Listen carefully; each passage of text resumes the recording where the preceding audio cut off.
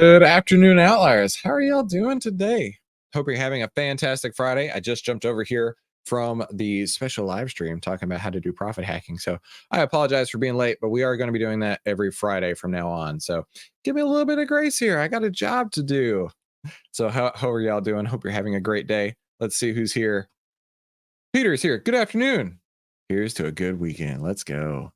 Donna, I'm so glad you're back, Donna. Back in the fray. All right. I saw this and I was like, oh, this looks juicy and interesting. Let's watch this together real quick. Give me just a second here. Getting ready still. There we go.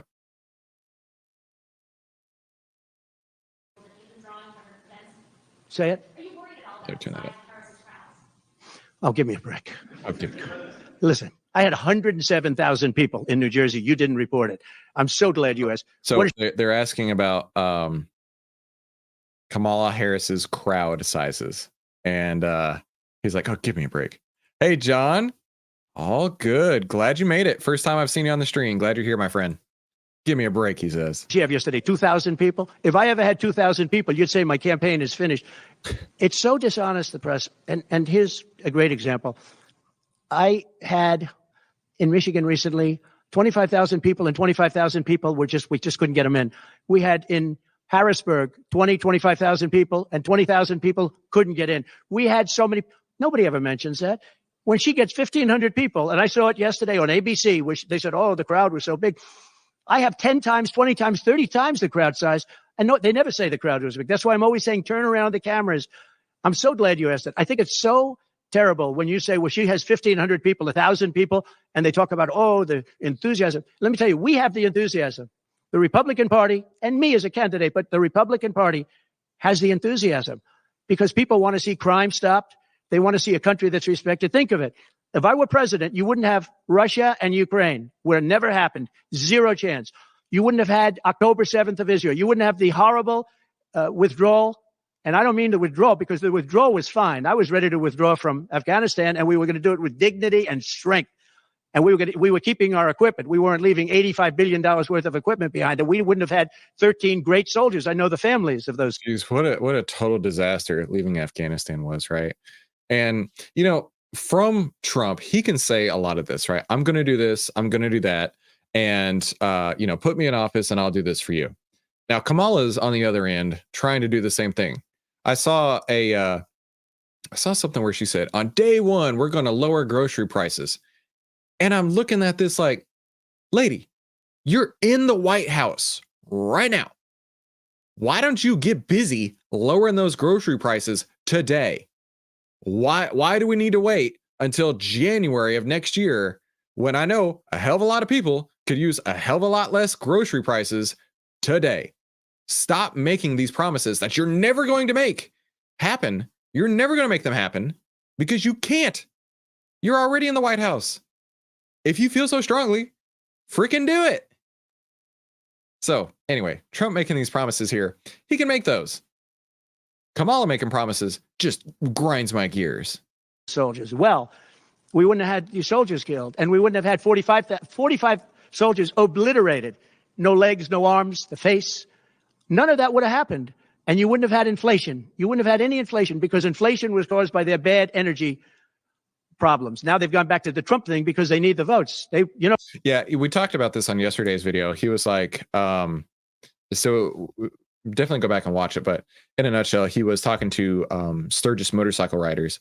And one of the questions was, hey, how are you going to fix inflation in the economy? He's like, drill, baby, drill. And I don't know how drill, baby, drill fixes the economy. If you do, please tell me in the comments. But I don't know. Like I am absolutely not voting for Kamala. But when you say drill, baby, drill is going to fix everything, I don't know. My spidey senses are tingling on that. I don't know if you know, they're drilling now because they had to go back because gasoline was going up to $7, $8, $9 a barrel. So they said, we better do what Trump. But the day after the election. On that topic, so I live here in Texas, and so I drive a Tesla. So I don't pay as much attention to gas as I used to. And my wife's car, we just drive around the city, so we might fill it up like once a month. And hers takes premium, and it's like a little over $3 right now, I think. Now, this summer when we went to Europe, we went to Scotland and Ireland, and that was equivalent to about 7.74, if I remember correctly, per gallon. And I was like, whoa, I can't imagine driving a big SUV here in Europe. That must be like bankrupting yourself. It's $7 a gallon. So I got to say, I definitely want to see lower gas prices, not just for me, but for everybody out there. And if they won, you're going to have fuel prices go through the roof. Everybody's going to be forced to buy an electric car, which they're not going to do because they don't want that. It's got a great market. It's got a market. It's really a sub-market. People want gasoline-propelled cars. They want hybrids. They want to have everything, and they want electric. But they want everybody to have an electric car. We don't have enough electricity. We couldn't make enough electricity for that. And you know what else? The weight of a car, the weight of a truck. They want all trucks to be electric. Little things that a lot of people don't talk about. The weight of a truck is 2.5 times heavier. You would have to rebuild every bridge in this country if you were going to do this ridiculous policy. So, but on crowd size.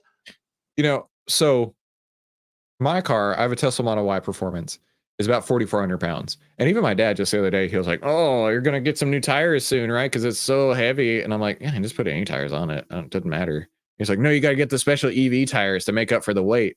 I was like, no, not really. And he was like, but the weight is different because it's like at the low center of mass versus somewhere else, right? And I'm like, no, all the tires are the same. He's like, oh, okay. And so we were talking about that, and then we talked about like the Cybertrucks were like, I think they're around 6,600 pounds, which is certainly heavy. Then you've got the Hummers, which is like literally 10,000 pounds. I don't know. I really don't know if that means we're going to have to overhaul all bridges and whatnot. But at 4,400 pounds, right? Like your car most likely is roughly around 4,400 pounds. But granted, that's not a truck, right? I could be totally wrong. Hey, Michael, glad you're here. In history, for any country, nobody's had crowds like I have, and you know that. And when she gets 1,000 people and everybody starts jumping, you know that if I had 1,000 people would say, that's the end of his campaign. I have hundreds of thousands of people. In South Carolina, I had 88,000 people.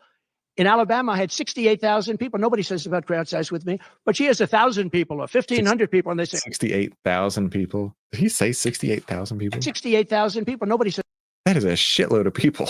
This about crowd size with me, but she has 1,000 people or 1,500 people, and they say, oh, the enthusiasm's back. No, the enthusiasm is with me and the Republican Party because they want to stop crime. They want to stop people from pouring into our country from places unknown and from countries unknown, from countries that nobody ever heard of.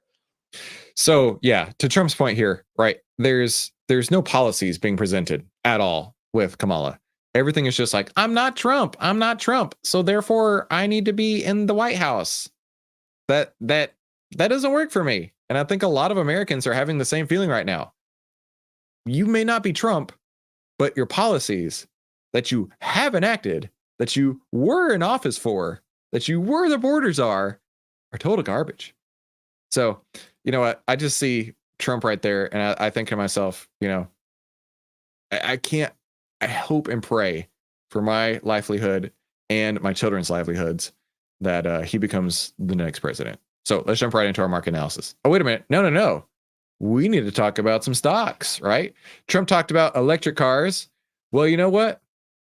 Let's say that you wanted an electric car. Or let's say you didn't want an electric car. Maybe you just wanted a good old gas car like Trump's talking about. Drill, baby, drill. Or maybe I've got a stock for you. Carvana. Carvana just got a buy signal a couple of days ago. August 6th. Had a buy signal here. Now, these signals have been really strong on Carvana. This one buy signal here, it went from 104 to sell signal 130. What kind of percentage gain is that? So 130 minus 104 divided by 104. 25% gain right there. That's huge. Just in that one buy and sell signal.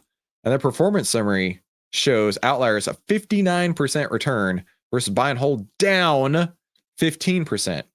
I love it when I find things like that, right? So that is why I'm a huge advocate for OVTLYR, and I definitely want you to log into your OVTLYR account so you can see what new opportunities are coming your way every day. Now let's jump into our market analysis.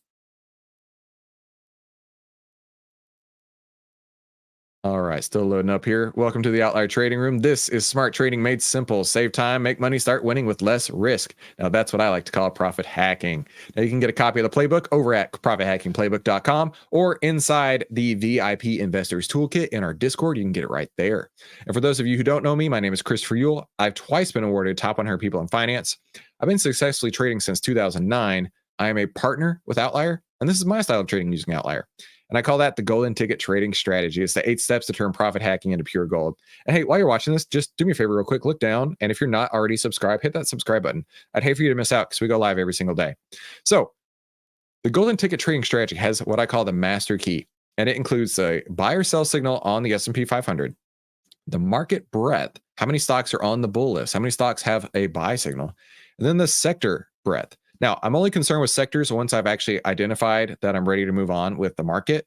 And once we pick a stock, that's when I'll be looking at the sector breadth. So let's take a look. The market right now, the SPY, has clawed back. Go back. Watch my videos. I literally called this rally. I said, watch for a face-ripping rally right off the bottom here. And that's exactly what we've seen. We're up a good 4.5% at this point. $22 on the SPY since that low. Not surprised. Not surprised at all. Now, the SPY still has a buy signal, and that is the exact reason why I have not gone short yet. Now, could you imagine going short and then getting your face ripped off in this rally right here? I didn't. I didn't have to. And neither did you if you were following along, because we're putting the master key to use, right? It may have a buy signal right now, and it may be slightly down from its all-time highs, but putting all the data together, that's how profit hacking turns into pure gold, right? Then on top of that, let's take a look at the market breadth. So the market's trending down. We see that. We see the market's trending down. 10's under the 20, prices under the 50, but it's clawing back. Market breadth is really interesting because the market breadth fell off a cliff. Market breadth is how many stocks are on the bull list. How many stocks have a buy signal? Looking at this, we can see it peaked around 78% on July 19th, which was literally the day I got out. Or I got out July 18th. I got out on this day right here, this candle. Gone down and then back up since then. But I didn't have to worry about that. Got out as close to the top as I possibly could. And then it has gone down and down and down and down on the market breadth. And it looks like it may have hit a bottom. Now, what's cool is that the market breadth is super cyclical. You can see here, it moves in waves. Like it literally moves in waves. And that makes it really simple to follow along. So I think we may be hitting a short-term bottom. And then we might start seeing the SPY come back. And who would have known? We might even see SPY heading up to new all-time highs. So that's why I haven't been shorting anything. Because the SPY signal may be bullish. The trend of the market is bearish. Breadth has been bearish, and I don't have these conclusive signals, right? When you have signals that are opposing to each other, you don't trade anyway. you don't get hit in the face and you're like, oh, I'm just going to keep going. You don't stand on the train tracks when the train's coming right at you and say, nah, I'll be right.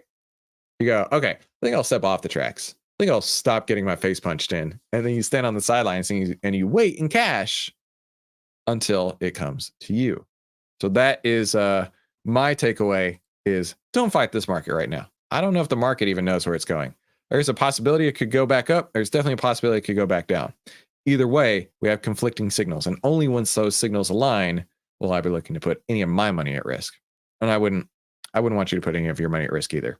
But do log into your Outlier account, check out what is available for you. Maybe you're ready to start going short. Maybe you're ready to start going long. Either way, there's a new opportunity for you every single day in there. Thank you so much for coming to today's Outlier Trading Room. I'll see you right back here on Monday. Have a fantastic weekend, and we'll talk soon.